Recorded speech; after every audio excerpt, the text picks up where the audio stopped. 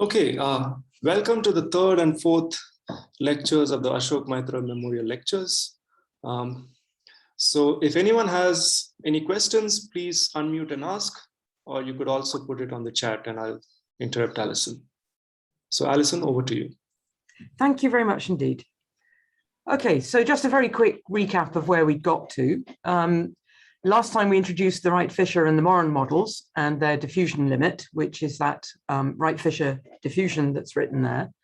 And we saw that dual to them. So if we want to look at ancestral lineages of individuals sampled at random from the population, then we can use the Kingman coalescent if the population is neutral. So if S is equal to 0 in that diffusion, and the ancestral selection graph if S is non-zero. And then we started looking at what happens when we add space. And that led us to the Kimura stepping stone model and the Wright-Mallico model. And we observed the pain in the torus, which was something that Felsenstein first observed in the 1970s, namely that the Wright-Mallico model is actually internally inconsistent. And we were just beginning to discuss a model that's going to address the pain in the torus, which is going to be consistent with the Wright-Mallico formula, but which doesn't have the inconsistencies of the Wright-Mallico model. So let me start again then at the point of that model. So we suppose that we started with a Poisson point process in the plane of individuals with constant intensity, so just lambda dx, and reproduction in this model is driven by events.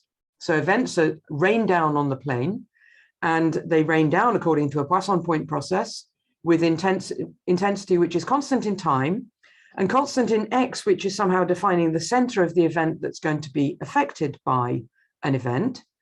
And they also determine for us a radius of the event, so the size of the region which is going to be affected by the event, and what I called an impact, U, which tells us the proportion of individuals that are going to be affected during a reproduction event. So here's what happens at a point of this Poisson point process. So it's going to specify a T, that's the time of the event, an X and an R, and that specifies the region affected by the event. That's going to be the ball, a center X and radius R, and this impact U. And if the ball is empty, we don't do anything. Otherwise, we choose a parent uniformly at random. So here were my points on the plane, and this magenta individual was just picked uniformly at random from the individual sitting within the ball. And then each individual in the region dies with probability U, just independently of one another. It's just a coin toss. And new individuals are born that replace that individual, replace those individuals that died. And in order to try to maintain a kind of essentially constant intensity, we throw down in the offspring according to a Poisson point process with intensity lambda times U times the indicator of the ball. So we throw down offspring within the ball, and those offspring inherit the type of the parent. Now, if this second point here were not there, so if I allowed birth even when there have been no individuals in the region to begin with, then the stationary distribution for this process would be that Poisson point process with intensity lambda dx, because during a reproduction event, I'm thinning by killing a proportion U of individuals within the region, so that removes a Poisson with intensity lambda U times the indicator of the region, and then I'm replenishing by an independent Poisson. So I would have a stationary distribution. Because of that condition that if the region is empty, I don't do anything, which I think biologically you'll agree is probably rather necessary. This does not have a Poisson stationary distribution, but it turns out that at least if lambda is big enough, it does have a stationary distribution. And what one can see is that actually the probability of encountering a non-empty, an empty region is really rather small. So the model that we get looks a great deal like the one started from a Poisson process, but it's subtly different. And what one can prove, and I'm not going to prove it for you, but what one can prove is that if we allow lambda to tend to infinity in this model, and in that limit, of course, I'm never going to see an empty region, then the ancestral process, the process of ancestral lineages, converges extremely rapidly to a process that we're going to write down in a few minutes. So in some sense, the parameter lambda that occurs in this model is not critical. As long as it's big enough, the different population models we write down look very similar, And so what we're going to do is actually let lambda tend to infinity just to work with a single model. Now, to understand what's going to happen when I let lambda tend to infinity, I first of all want to see what happens when there's no space. Life is much easier without space. So if there were no space in my model, I'd just be starting from a Poisson process with parameter lambda. That would be the number of individuals. And when the first reproduction event falls, if it's got impact u, then the number of individuals that would survive the event would be just Poisson with parameter 1 minus u times lambda, and the number of offspring would be Poisson with u times lambda. And as lambda tends to infinity, the proportion of individuals then that die and are replaced actually converges to a constant u, because remember, the variance for Poisson is equal to its mean. And so the fluctuations around having exactly u lambda offspring, which corresponding to a proportion u lambda divided by lambda, will tend to 0. So in the limit, as lambda tends to infinity, this process would become deterministic if I just concern myself with the proportion of individuals that are replaced during an event. And that's what we're going to focus on, is proportions. Now, that means that as lambda tends to infinity, what I'm recovering is actually a model which is well known in the literature, and that we're going to call the Lambda-Fleming-Viot process. And let me explain how that works. We're not going to see anything interesting unless we introduce genetic types, in much the same way as when we scaled and passed to a limit in the Wright-Fisher model, we introduced a space of genetic types. And in that case, we focused on little a and capital A. And we'll do that again in a moment. But to illustrate what's going on here, let's suppose we've got a general space of genetic types K, and that's just a general compact space. And usually we take it to be the unit interval or something like this.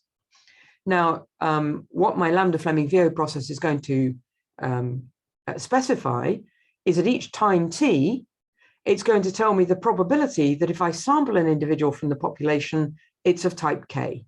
In other words, it's specifying a probability measure on this genetic type space. And the way that that probability measure evolves is according to a Poisson point process. And now, remember, I'm throwing away space, so that Poisson point process is just going to determine times of events and the impact of events. So the intensity I'm going to write as dt cross f of du.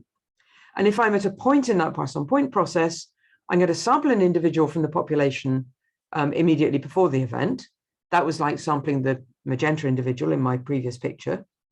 And that corresponds just to choosing a type from the probability distribution rho of t minus. So that gives me an element of type space. And I'm going to replace a proportion u of the population by offspring of that chosen individual. And that means that if I sample from the population immediately after the event, the probability that I get a particular type is determined by the probability that they were survivors, which is 1 minus u, and then the type distribution that I had immediately before the event, plus the probability they're offspring of the event. Well, that's probability u, and if they're offspring of the event, they're necessarily of the type of the parent. And it turns out that... Excuse me, I have missed what is K? Space of genetic types means you are looking at a spatial process. So there may be at different places, different... yeah. No, so I'm not thinking, yes, okay, so I'm not, when I say space of genetic types, it's collection of possible genetic types. So I'm not thinking of a geographic space at this point. In my previous picture, I was thinking of geographic space. Now I'm thinking of different genotypes, so different alleles, perhaps. Okay. So this process was... point, sorry to interrupt again, on the same point, is there any particular reason to go from finite to compact, but not more to locally compact or polish? So yes, but only because I want to use, well, I'm not going to use it in this lecture, but in general, I would want to use the Donnelly-Kurtz look-down process, and it just makes the topology a bit easier. But in general, no, not really, but the space of genetic types, because I'm really looking at I really am interested in compact spaces. So typically I'm actually interested in either a finite space or that infinitely many alleles model that we wrote down in the last lecture, in which case I can just take the space to be the compact interval 0, 1. It makes the maths easier, but not much easier. You're right. I could take a Polish space or whatever my favorite space was, but I'd have to think hard in my Donnelly-Kurtz look-down process. And I don't particularly want to have to do that. Okay, thanks. But you're right, I could be more general.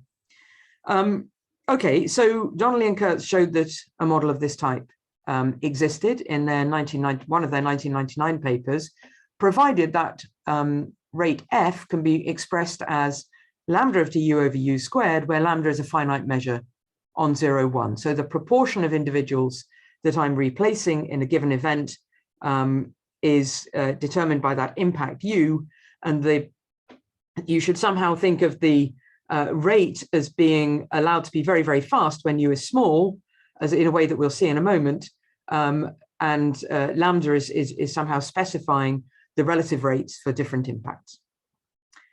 Okay, this process has also appeared under the title Generalized Fleming-Viot process in Bertoine and Legal. I have to say very few people seem to have noticed that it was in Donnelly and Kurtz. And I think Tom Kurtz is really rather hurt by this because that paper has so much in it, there's an awful lot that people don't notice. Okay, so I think a picture speaks 1,000 words. So let's have a look what that process looks like in pictures. So this top line is meant to represent the Poisson point process of events. So I've drawn a cross to indicate that an event happens at a time t with an impact u. Okay, so that's a two-dimensional object. And what I'm going to investigate is what happens at this particular event, which happened at time t and had impact u. And in the bottom picture, the colors are meant to represent types. So I've got 3 types in my type space. And before the event, they were in the proportions shown here. Okay. So what do? Well, I sample an individual uniformly at random from the population. So I've just thrown down a point uniformly on 0, 1, and it's fallen in this cyan region. And that's going to that means that the offspring of the event are all going to be type cyan. They're all going to be the cyan color. This portion, U, of the population after the event are the offspring of the event. And you can see that they're all cyan. These guys, this proportion 1 minus U, were not affected by the event. They survived it. And they're supposed to be in the same proportion as these individuals immediately before the event. I've just scaled down by a factor 1 minus U. Okay, so that's what happens to my types going forwards in time. And now I can see what would happen if I sample individuals after the event and I ask what did their ancestry look like immediately before the event. So here I've thrown down 5 individuals sampled uniformly at random. And all those individuals that fall among offspring of the event are going to coalesce into a single parent. Okay. And those individuals that were not among the offspring are just going to pass through unharmed, as it were, as their lineages will continue with the same type. So the probability that I see this event in which exactly these three lineages were among the offspring is just going to be, and coalesce, is just going to be U cubed, the probability that they are all offspring, because these are independent samples. I'm sampling 5 individuals uniformly at random from the population.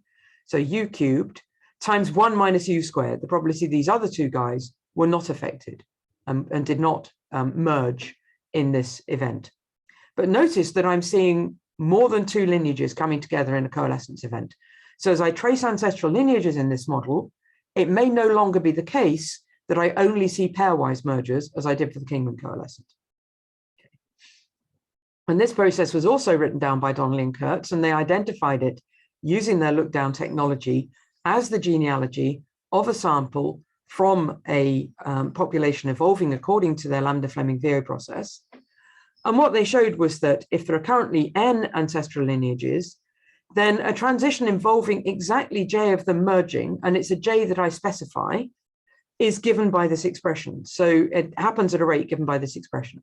So this u to the j is the probability that those j lineages are among the offspring of an event, and that the remaining n minus j lineages are not among the offspring is given by this 1 minus u to the n minus j.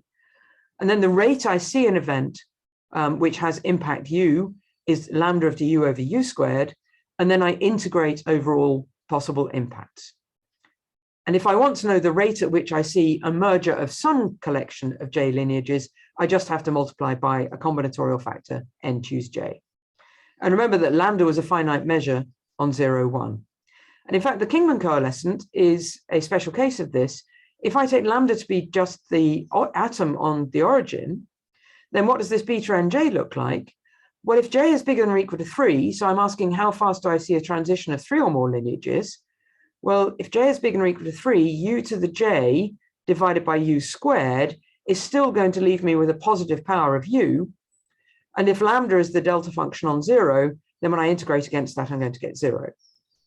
On the other hand, if j is exactly 2, then u to the j will cancel u squared. And when I integrate 1 minus u to the n minus j against delta 0, I'm just going to get 1. Okay, so the rate at which any particular pair merges is 1. So I can see that the Kingman coalescent is a special case of this class of so-called lambda coalescents. And these are now extremely widely studied. And sorry, I should go back. And Pittman showed that in fact, this is the most general exchangeable coalescent that you can write down, for which you only ever see one merger at a time. Okay. Right. A question. So is that the reason why you divide by u squared? Take the special form of f to ensure. Yeah. So if I didn't divide by u squared, I would. So dividing by u squared is giving me the most general class I can. I could, of course, have written this as a u to the j minus 2. But this way I can see how quickly I can go. So I don't care about very, very small jumps of one lineage. And that's what we're going to see when we move to a spatial setting. So a setting with spatial structure. So yeah, I'm dividing by u squared to get the most general possible class. Okay.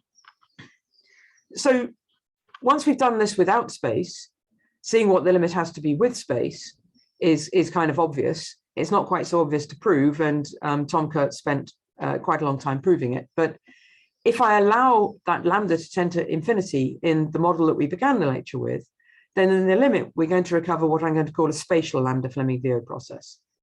And whereas the lambda-Fleming-Viot process at each point in time specified a probability measure on type space, my spatial version has to also, at each point in space, in a geographic space, I want to know what it's going to specify. If I were to sample an individual from that point in geographic space, what would the distribution of the type of that individual be? So what's the probability it takes a particular type? Okay, and how does it evolve? Well, it's going to be driven by a Poisson point process of events, and it's the same Poisson point process of events as drove the individual-based model that I drew in the beginning of the lecture. But now the dynamics are that for a point in that Poisson point process, so remember that specifies a time, a center of an event, a radius of an event, and an impact. What's going to happen, so there's the event which will be affected, there's the region that will be affected by the event, a ball of center x and radius r. And the first thing I'm going to do is choose a point uniformly at random from that ball, and that's going to be the location of the parent. Then I'm going to choose a type according to the type at that location immediately before the event. So that's just saying what type is that parent that I specified. And what I could have done, of course, is I could have said, I'm just going to choose a type uniformly at random from the ball. But it turns out to be convenient to separate that into two steps, choosing the location of the parent and the type of the parent, because we want to be able to specify ancestry. And when we specify ancestry, we're going to need to know the location of our ancestral lineages. So the reason I've done this in two steps is I want to specify the location of the parent as well as its type. But it's equivalent to saying I'm just sampling a type uniformly from the types in the ball immediately before the event. And then I update my probability measures on type space everywhere within the ball. So everywhere within the ball, I kill a proportion u of the population. So these are the survivors. And I replace that proportion by individuals, all of the type of the parent. So notice no matter where I am in the ball, I'm replacing them by offspring that was sampled at this point Z, chosen uniformly from the ball. Okay, so your offspring are not necessarily from the location at which you yourself, your offspring are distributed right across the ball, and their parent is where you are as a parent. It's not necessarily at the location at which those offspring are now living. Okay, and now we can also talk about what happens backwards in time. And let's first of all think about a single ancestral lineage, because now that's going to move around in jumps. So if I look at a single ancestral lineage and I trace backwards in time, nothing's going to happen until it's covered by one of these events. So I'm going to reverse my Poisson point process of events, and my lineage isn't going to be affected until it's covered by one of those events. And when an event falls, these lineages living outside the event are not going to be affected at all. But the lineages inside, well, each of them has a probability U of falling among the offspring of the event. And if they do fall among the offspring of the event, they're going to jump to the location of the parent. So for a single lineage, if I want to know how often does it make a jump of size X, so everything here is translation invariant, so I can say, how long do I wait until an individual sitting at the origin moves to the point X? Well, it can only move to the point X if the event covers both the origin, where the lineage is sitting, and the point X, and the volume of centers of balls for which that is true is just the volume of the intersection of balls of radius r around the origin and balls of radius r around X, and that's what I've called LR of X. And then it has to be that the parent was chosen at the point X, and remember we're choosing a parent uniformly at random in the ball, so that's where this 1 over pi r squared comes from. I should say I can do this in arbitrary dimensions, but I'm doing this calculation in 2 dimensions because biologically that's the relevant dimension. The probability that my lineage jumps is the probability it was offspring of the event, that's this U. And then this psi of dr du, well, that was the rate at which I see an event of radius r and of impact U. X was where I'm jumping to. And of course, I only need, because LR of X vanishes, if R is less than mod X over 2, I only need integrate X from mod X over 2 to infinity. So this is the rate at which a single ancestral lineage makes a jump. And actually, by focusing on that rate, one can work out the restrictions on this model for it to exist. But we're not going to focus on the conditions under which this model exists. We're going to focus on the conclusions that we can draw. Okay, so that tells you that I can write down explicitly the motion of an ancestral lineage, and it's jumping around. It's a spatially homogeneous random walk. And now, if multiple lineages are covered by a single event, I see that, for example, if these 3 lineages were all offspring of the event, they will all jump to the location of the parent. And that means that I'm going to see mergers in my coalescent process, and the ancestral lineage, so those 3 lineages are going to merge, and they're going to merge, but to a position which is not the position of any of the ancestral lineages that are merging. They all merge to a point which is picked uniformly on the ball that's affecting them. Okay. Now, I want to introduce selection. And we saw last time how to introduce selection into a Wright-Fisher model. And we saw how to introduce selection into a Moran model. And I'm going to kind of mix and match those ideas, because what we've got is a little bit like a Moran model, because we've got events occurring according to a Poisson process. But it's a little bit like a Wright-Fisher model, because I'm replacing everything in the ball at once. And what I'm going to do is, when an event falls, I'm going to choose the type of a parent. So now I'm going to specialize to just having 2 genetic types, little a and capital A.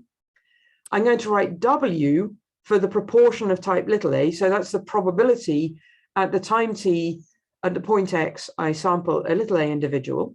So that's rho of txa in my spatial A-Fleming-Viot terminology.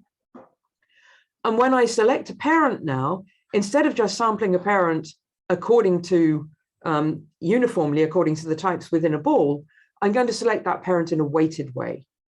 And I'm going to do it in such a way that if the proportion of little a alleles in the ball immediately before the event is W bar, then the probability that I select a little a parent is 1 minus S times W bar divided by 1 minus SW bar. And that was exactly what we did for our Wright-Fisher model last time.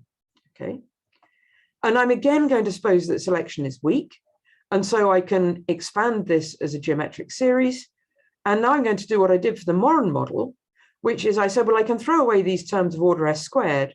And now I can think of there being 2 types of event, neutral events, which happen with probability 1 minus S, in which the probability that I have a type little a parent is just W bar, and selective events that happen with probability S, in which the probability of a type A parent is W bar squared.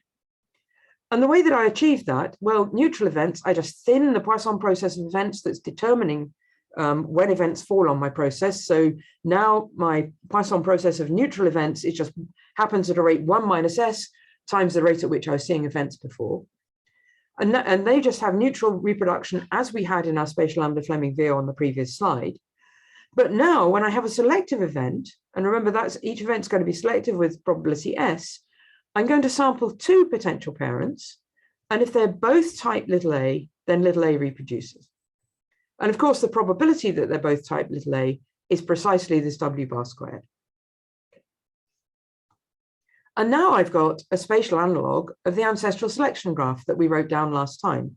So remember for the Morin model, we said if we wanted to trace ancestry backwards in time, we had neutral process of coalescence given by Kingman's coalescent, but whenever we had a, yeah. Sorry, about the previous slide, you go step by step, right? You do the first allele selection first, and then the neutral and the selection step next. Yes, that's right. Yeah. So yes, I'm sorry, I missed out. If I had one more line on this slide, it would say, then having chosen the parent, I reproduce that proportion U of the population by offspring of that chosen type. And so in a selective event, I decide whether it's a little a or a capital A parent, and it's a little a parent with probability W bar squared, and then I do the next step.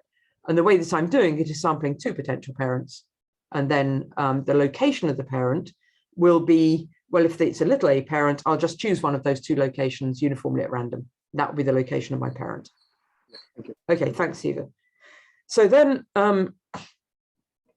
the evolution of ancestry due to neutral events is going to be exactly as before. So that's the analog of saying in my ancestral selection graph, neutral events give me a Kingman coalescent.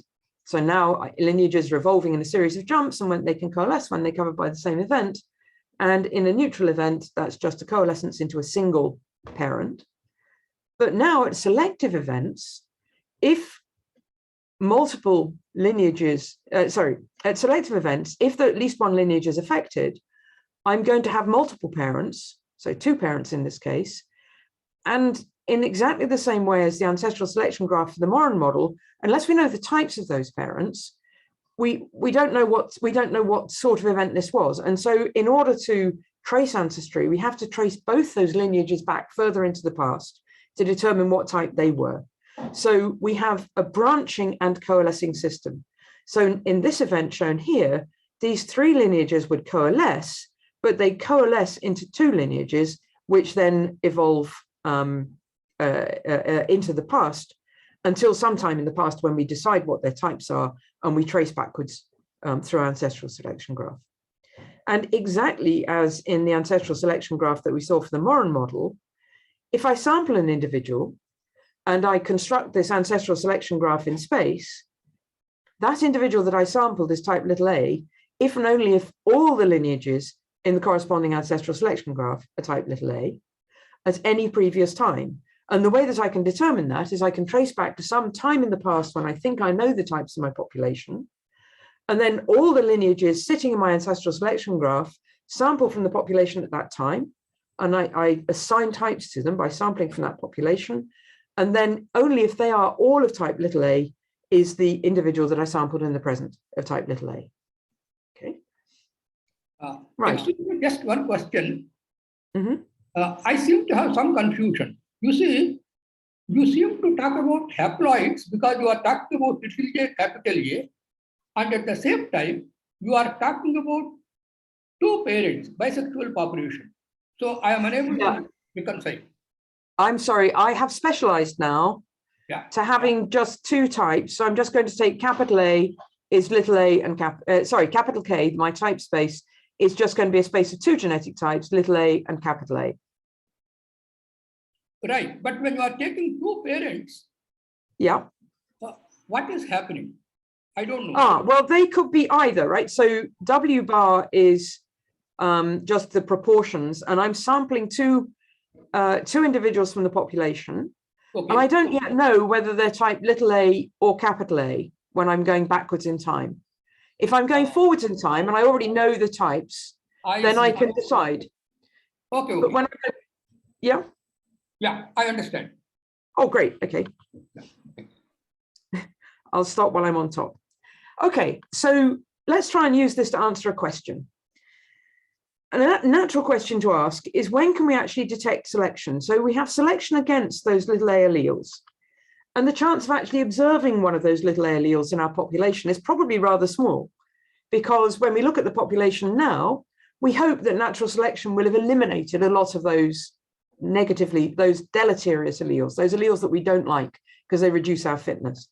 But what's the chance that they will nonetheless distort the patterns of variation that we see in the population today? And remember what we said when we wrote down the Wright-Mallico formula last time was that really it's the neutral mutation rate that sets the timescale. So what I will look at is mutations on the same chromosome as the genes which are subject to selection, and we select mutations that we know to be neutral. There are many mutations that we know are neutral because they don't actually change the proteins that are coded for. So let's select let's look at the neutral mutation rate and see if we can determine when we'll be able to see a distortion in the patterns of genetic variation that we see at the neutral loci because of selection that's happened at some time in the past. Now, neutral mutation rates are very low and scaling limits are very robust. So we don't want the fine details of our model, which, like all the models I've written down, is not a model that you would believe in for a biological population. But we believe somehow that if we take a scaling limit, we're still going to capture some of the caricature that we've got will still capture importance features of the population. So let's have a look at this. Well, what I'm going to do, because this is a particularly interesting case, is I'm going to fix a small neighborhood size. So the way you should think of neighborhood size is if I showed you some dandelion greens last time. If I see a dandelion green in my garden and I'm trying to decide which the parental plant was, how many parents do I have to choose from? So if I'm a Wright-Fisher model and I'm asking how many parents am I sampling between, we took capital N, the total population size, and it was taken to be very large. But one thing we said when we wrote down spatial models was that actually neighborhood size in a spatial model can be quite small. So the number of potential parents of any individual that I see today may not be very big. And you should think of impact in the spatial A-Fleming-Viot as being, roughly speaking, inversely proportional to neighborhood size or to a population density. There's a constant, but beyond that, think of it as being inversely proportional to the population density. So something which is fixed is saying that my population isn't infinitely dense at every point in space. And then, because I'm not very good at negative powers, I'm actually going to write n for 1 over the neutral mutation rate. So n is going to be something very big. And we're going to be looking then over very large timescales. That's the timescales over which we observe evolution because the neutral mutation rate is so small. But correspondingly, we're going to be looking over large spatial scales. Those are the patterns of neutral variation that we expect to see because our ancestral lineages, which are moving around according to a random walk, a continuous space random walk, they're moving around according to a random walk, we're going to suppose, for the purposes of this lecture, that the event radius, so the size of a region affected by a reproduction event is bounded, or at least has bounded second moment. And so our ancestral lineages, if we look over very large timescales, we expect to be evolving over space scales of order of the square root of n. So what we're going to do is apply a diffusive rescaling so that they look as though they're evolving according to Brownian motion. Okay, and here's the heuristics. You see, in our ancestral selection graph, what's happening? Well, when two lineages are born, they're born as a separation of the order of 1 over square root of n on this scaling. And the probability that they separate to order 1 before they coalesce again, well, every time they come back together, they've got a probability of order 1 of coalescing. Roughly speaking, they coalesce with a probability proportional to the neighborhood size, right? Because the two lineages that can be covered by the same event have a probability u squared of both being hit by the event, and then they're going to coalesce. And the probability that they separate to order 1 in these units before they coalesce is then on the order of 1 over the square root of n, if dimension is 1. It's on the order of 1 over log n, if dimension is 2, and it's on the order of 1 if dimension's at least 3. And that's just, just believe me, because that's what you would see for simple random walk on a d-dimensional lattice in dimensions 1, 2, and then bigger than 3. So in dimensions bigger or equal to 3, the transients of the random walks mean they'll move apart. In dimensions 1 and 2, the recurrence means that eventually they'll coalesce, but the time to coalescing is much longer in 2 dimensions than in 1 dimension. Okay, so then what does that mean for our genetic variability? Well, we're only going to see patterns of genetic variation distorted if we see in our ancestral selection graph some mutations occurring on those bits of the ancestral selection graph where 2 lineages have separated and before they coalesce. And that means that they're going to have to separate to a distance 1 before they coalesce if we're going to see anything interesting, if we're going to see any distortion of our ancestral selection graph. So translating what we just said, that says that in 1 spatial dimension, the selection is only going to be visible to us, we're only going to be able to see it if the selection coefficient S is on the square root of the order of the square root of the mutation rate. In 2 dimensions, it doesn't have to be anything like as big. It can be on the order of mu times the mod log mu. And in 3 dimensions and higher, we see selection as soon as the selection coefficient is on the order of the mutation rate. And what that reflects is that natural selection is much more effective if there's more space, if population size is bigger. And in 3 dimensions and higher, where the population's got more room to spread out, we're effectively seeing that we're seeing that space. We're seeing that natural selection has got plenty of room to act on the population. But the more constrained the population, the stronger the selection has to be before we see it. Okay, genetic drift dominates, and in 0 dimensions, if you like, when there's no space, and a selection coefficient would have to be order 1 before we'd actually see it distorting our graph enough to really be able to deduce that it was there from patterns of neutral variation. So this is actually something which is of genuine biological interest, and mathematically it's actually rather challenging technically, because what we see in our ancestral selection graph is things branching faster and faster and faster, but then coalescing almost instantly. And that's a result which was in the thesis of Daniel Straulino, but made rigorous with actually 3 of my ex-students, Freeman, Pennington, and Straulino. Okay, now I just want to finish this lecture with some other interpretations and to show you that this model isn't quite as ludicrous as you might think. So I talked just then about deleterious selection and when we'd be able to see it, and the fact that spatial dimension makes a difference. We could be a bit more positive about life and talk about something that's positively selected and think about the way that it spreads out.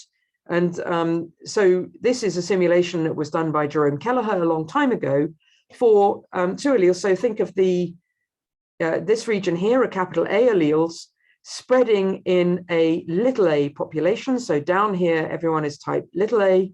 Up here, everybody is type capital A. And he allowed this to evolve according to the spatial A-Fleming-Viot. I'm sorry, I couldn't find the video because it's a rather cool video.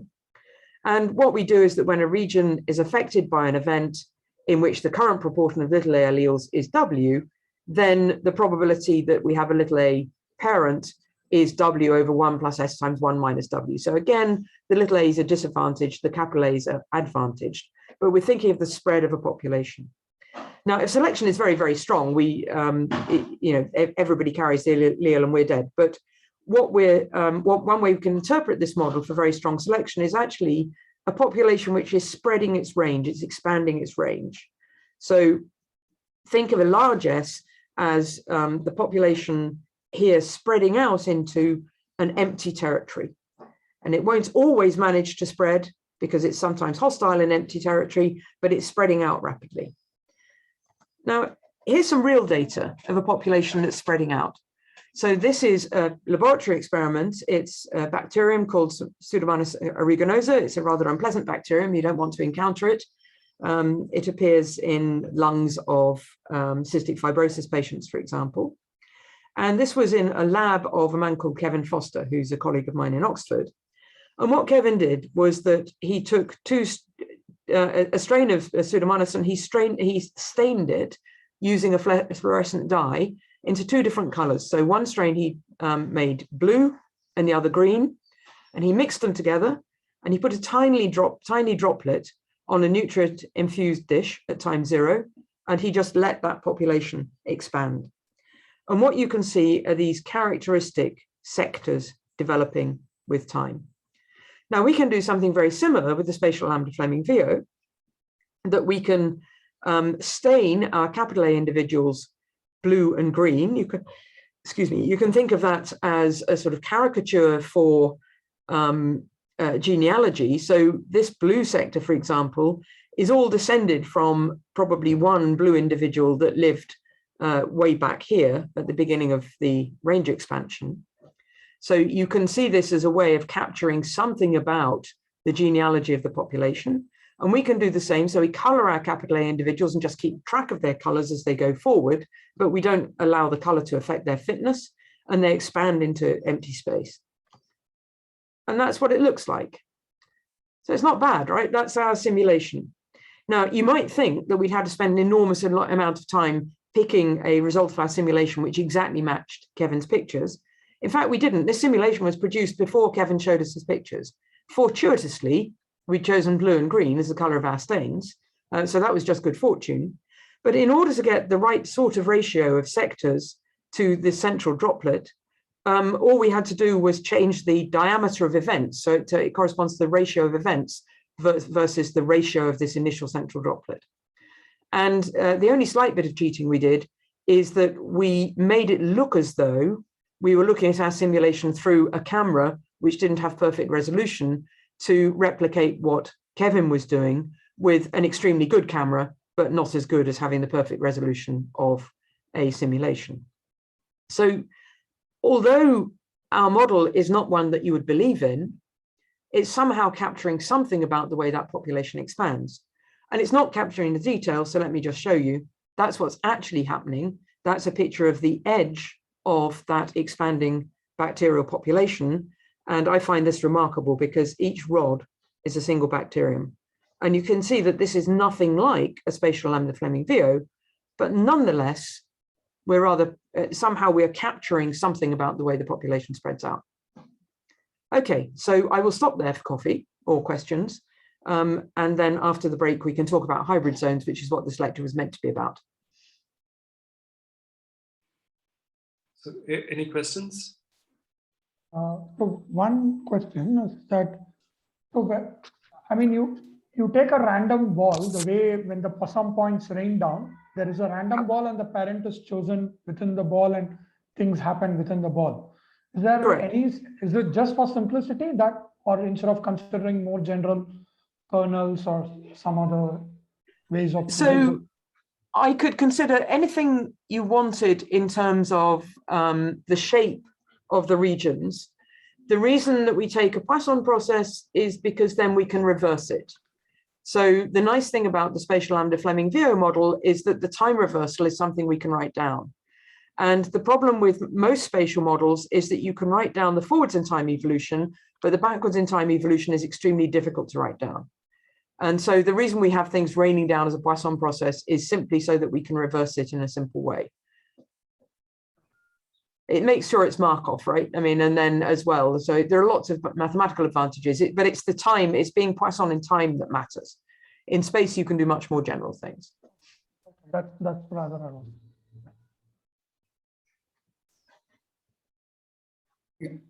I have just one question. Going back to your model specification, you have taken these alleles as the space K. And I go back to the question I asked earlier. You have taken two parents, and then I think artificially you have decided only little a produces little a. Now, instead, would it not have been better if you look at the space to be the zygotes and then proceeded?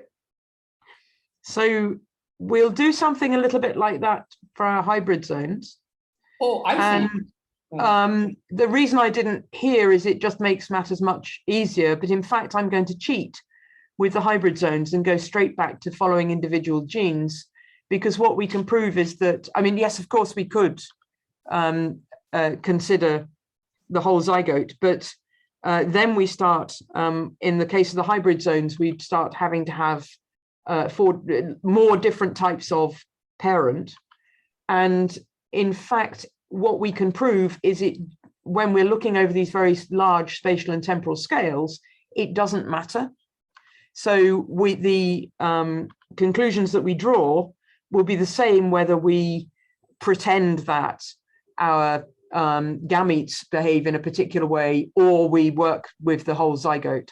And we'll see after the break that I'm going to cheat and go straight from zygotes to looking at gametes again, but doing it in a way which reflects diploidy in our population. In principle, we can take very complicated spaces of types. And actually something I'm very interested in at the moment, though I'm hoping to get back to this year when I stop being head of department and various other chores, is actually looking at traits, embedding the phenotype correctly into this model instead of the genotype.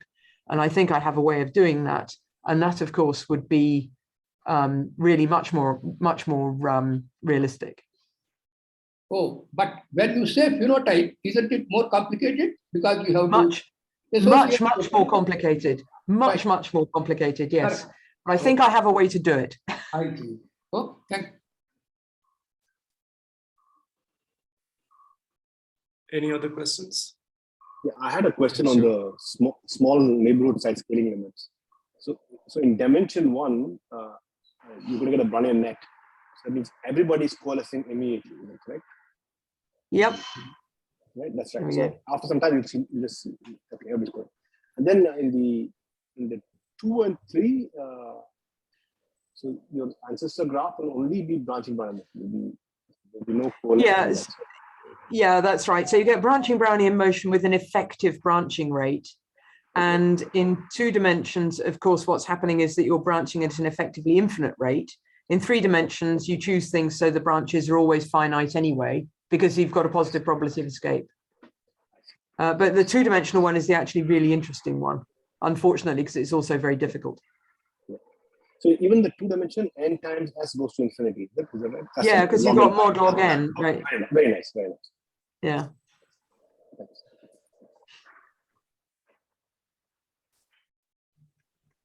Any other questions?